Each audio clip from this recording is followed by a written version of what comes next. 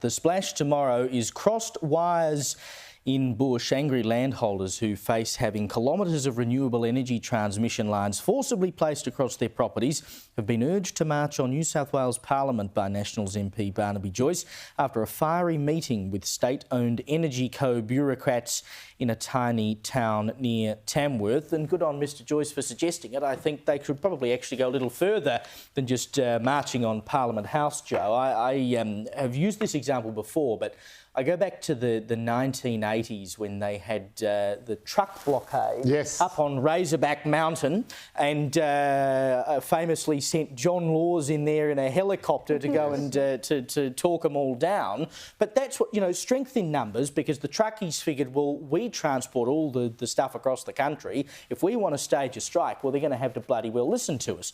These farmers produce food and God knows what else for this country. If they all decided to walk off the land tomorrow, we'd be in a shed load of trouble. We would be, although I think the real story here, I think, is that these, you know, you've had, obviously the government's under an enormous amount of pressure to roll out these transmissions really, really quickly to meet all the targets and everything, but also that these, and I was at the last Bush Summit where people were really upset about this, is that the location of the transmission lines hasn't actually really paid attention to what the local community's needs and desires were, what the actual properties were. Like, they'd often just go in a sort of straight line and then cut across all these properties, whereas the locals would say, but we told you that all you had to do was just sort of go this way and it would have been much better and that would have sorted everything out. So I think it is just, and of course now because they've moved so quickly and got so many people offside, they're now going to be up in arms, and then it will move even slower. So it's a, you know, I think it's a salutary lesson in the old carpentry axiom: measure twice, cut once.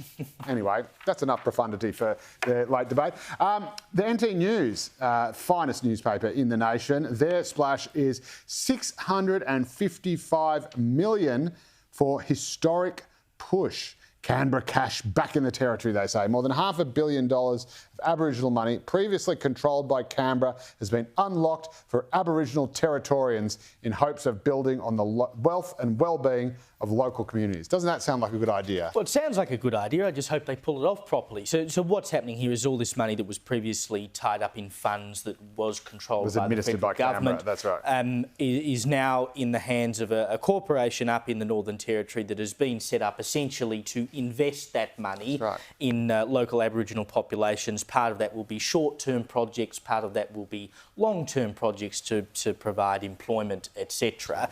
It sounds like a great idea. The only thing I worry about is that without a certain level of federal government oversight, do you actually know how the money is going to be spent, or that it will be spent properly? Well, there's federal government oversight over the over $40 billion we spend on the Aboriginal community every single year.